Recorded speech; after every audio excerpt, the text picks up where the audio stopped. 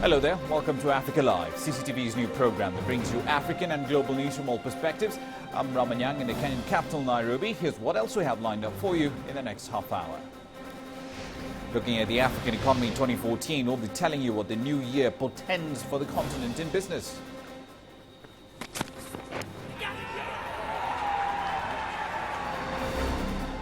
And South Africa's cricket team beat India by 10 wickets to cement their status as the world's best test-playing nation.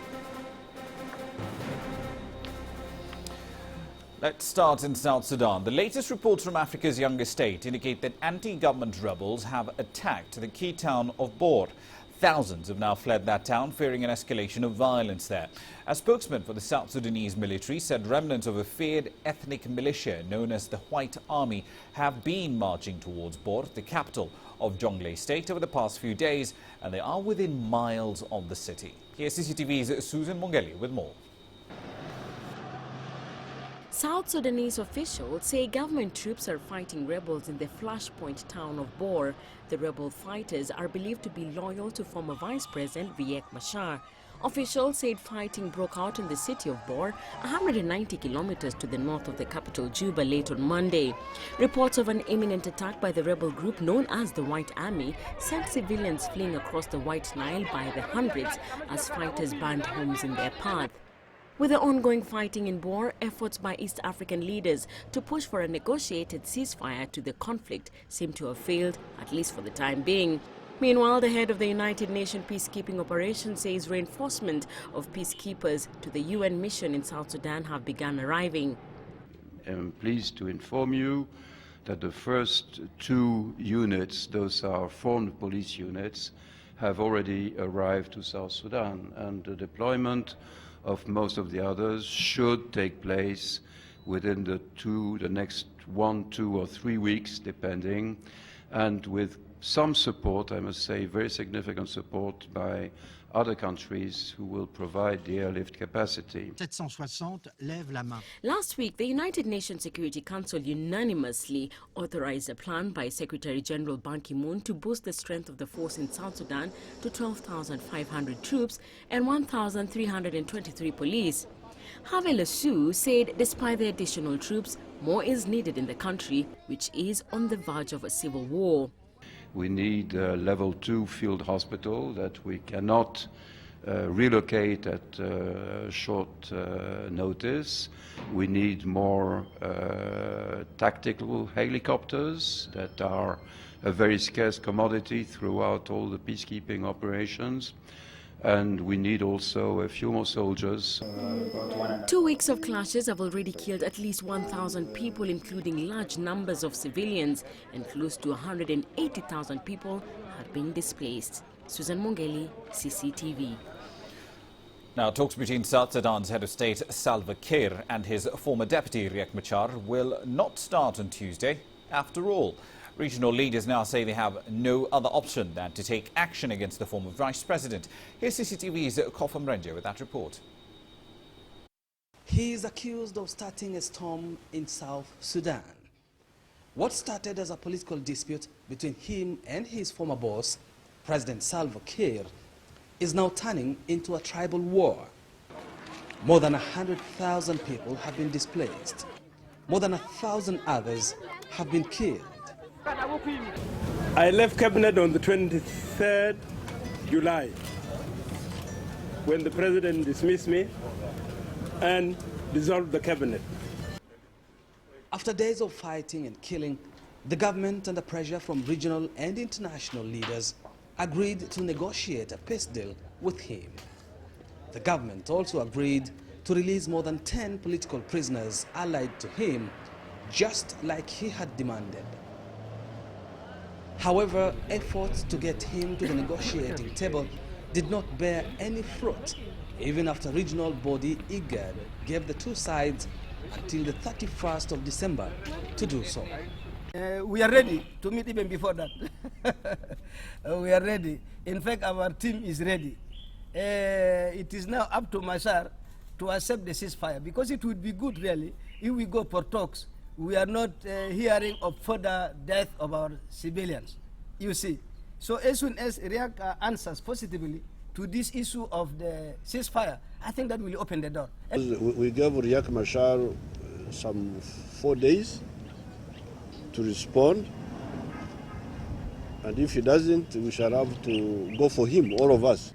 Everyone now will be watching to see how events unfold in southern Sudan, now that the deadline that was set by IGAD has expired. For now, there's still no word from former Vice President Riek Machar. Now regional leaders are talking tough. Uganda's President Yoweri Museveni, who was in Juba Monday for talks with his Sudanese counterpart Salva Kiir, says Machar has left them no other option. When you say to defeat him, what possible actions are you looking at? The president, you ask the president, he knows what to do, and we support whatever he does. What action will be taken against him is still unknown. Machar is believed to have left the country soon after violence broke out in South Sudan. Where he is hiding is still unknown. In the meantime, tension remains high in South Sudan. Kofam Renje, CCTV, Juba, South Sudan. Let's take it now to North Africa. State media in Tunisia says the head of the country's Islamist militants was captured in Libya by US and Libyan forces on Monday. Ansar al-Sharia's leader, Saifallah Benassin's organization, however, has denied those reports in their entirety. The US Army also said it had played absolutely no part in any operation. You see, any US involvement in an operation on Libyan soil would be highly sensitive for both parties. Now, there was no comment from the Libyan government as well. If confirmed, however, the capture of such a high-ranking Tunisian militant in Libya would highlight fairly close ties between Islamist groups operating in northern Africa. Ansar al-Sharia was one of the hardline jihadist groups to emerge after the unrest in Tunisia 3 years ago. It's time for a short break here on Africa Live, but there's plenty more content coming up. When we return, we'll be looking at a brazen attack. The death toll is climbing after security forces engaged supporters of a self-proclaimed prophet in Kinshasa. And just who is to blame? We'll be looking at the various forces, factions and motivations at play in Egypt's unfolding crisis.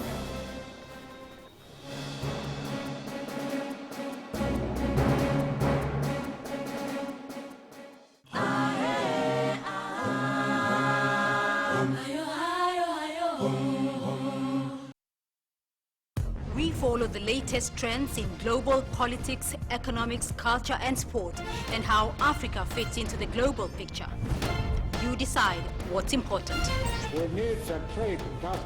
Africa's future will be determined by Africa. For women's equal opportunity, for a better life. We have to change something, and it's not the outsiders. Talk Africa, a new voice for the world.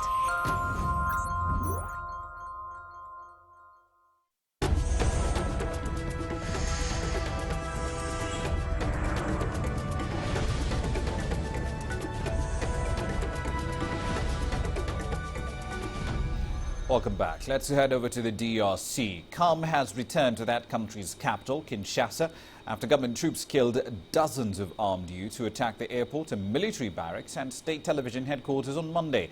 Now, the incidents were linked to a disgruntled religious leader. Here's CCTV's Carol Oyola with the details. Dozens killed.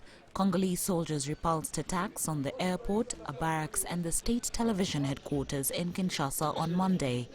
Authorities said it appeared to have been an assault by followers of religious leader Paul Joseph Mukungubila. Before transmission was shut down at the state television, gunmen shouted what appeared to be a political message against President Joseph Kabila.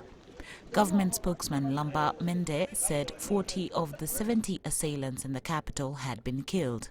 It is not happily that the armed forces are to exercise their duty and protect strategic sites of national interest. Mende said security forces had the situation under control and was checking on whether or not the attackers were indeed supporters of Mukungubila.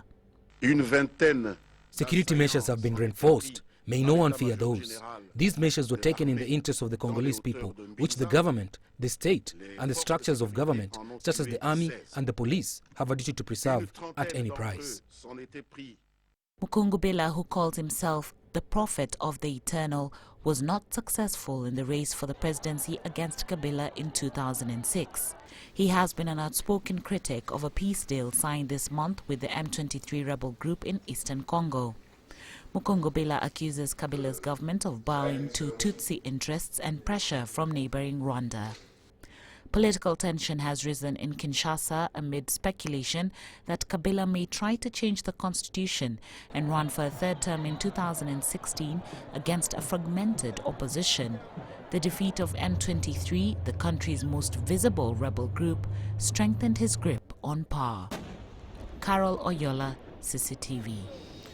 Over in Egypt, however, the Muslim Brotherhood today continues to deny any involvement whatsoever in a recent wave of bombings in that country. The government, however, insists it is to blame, and it recently legally classified the group as a terrorist organization. That said, analysts in Egypt say external forces should not be discounted. Here's CCTV's Yasser Hakim explaining why. 3 bomb attacks in less than a week. A sharp step up in the violence that plagued Egypt since the toppling of Mohamed Morsi. The government's convinced Morsi's Muslim Brotherhood is responsible, a claim it denies. Some observers say a weak Egypt also could benefit foreign powers. It is in the U.S. interest that no Arab country is strong enough to stand against the U.S. policies. Iraq's army was destroyed, now Syria and Libya, Sudan as well. The turn is on Egypt. The aim is to have small, divided weak states to control in the oil-rich Middle East. America has long viewed a stable Egypt as central to its Middle East policy. But the election and then ousting of Morsi and the crackdown on his followers have soured relations. Experts also speculate that 2 longtime enemies share a common interest: to keep Egypt at bay. Israel wants a weak country on its borders to serve its occupational policies in Palestine, especially the leaked plan to move Palestinians to Sinai as their new home. Areas of Sinai would become part of Palestine, while Hamas is a branch of Muslim Brotherhood and wants Morsi back in power. Egypt has also already pointed the finger at Qatar and Turkey. They opposed Morsi's ouster, and Cairo says they've been hosting fugitive Brotherhood leaders and meetings where recent attacks have been planned. Then there is Al-Qaeda, which targets unstable countries to become a safe haven for its militants. The security vacuum in 2011 was ideal to smuggle arms and Al-Qaeda militants into Egypt. Hence, the ongoing military crackdown in Sinai. Yasser Hakim for CCTV, Cairo. Right then, on to something a little more positive now. Today, of course, marks the final day of 2013. As the world, here in Africa and pretty much elsewhere, prepares to celebrate the new year, Africans right around the continent are pretty upbeat about the better prospects in the next 12 months. Here's a sample of some of their expectations. What is required is to give people confidence that, beyond the democracy that Zimbabwe is offering, supporting the people, having grassroots support, people can come out of this poverty. We congratulate all Egyptians, Muslims and Christians and the whole world for the new year. We have ambitious plans for 2014, and the way things are forming out, I can easily say I'm optimistic it will be a much better year for Egypt and the region. Egypt in 2014, I see Egypt a flourishing country, full of happiness, smiles, investments. Egypt is a very promising country. In 2014, what we expect is our leaders to take the legacy of Nelson Mandela as model, to try to translate his core value into a successful economic development model. For 2014, I forecast more democracy for Africa, more justice too for Africa, and more solidarity for Africa too. Many Chinese companies are participating in Ethiopia's mega projects at the moment. So my wish for the upcoming new year is for this project to be successfully completed. Also wish the two countries to have even better ties in the science and technology sector, as well as people-to-people relations. I expect good things from the coming new year, like I'm a college student, so like good grades and happiness.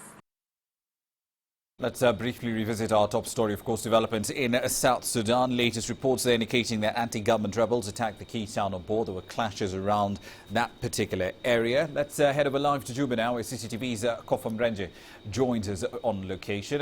Kofa, regarding the fresh fighting in Bor, what more do we know about what's going on over there? Well, we are still getting reports that the fighting is still going on as we speak right now. Of course, it started early in the morning today.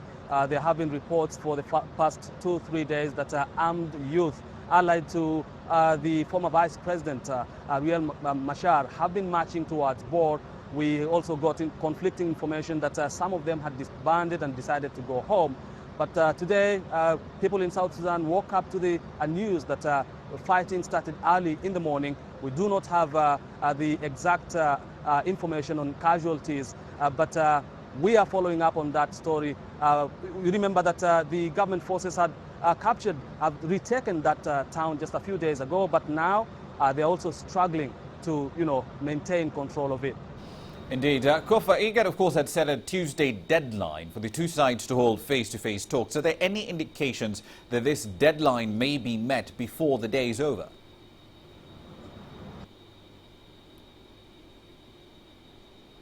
All right, I do apologize for that. Unfortunately, some technical hitches there. Cutting off the link between us and, of course, Kofa Mrenje live in Juba, but we'll certainly keep tabs on developments in Africa's youngest state.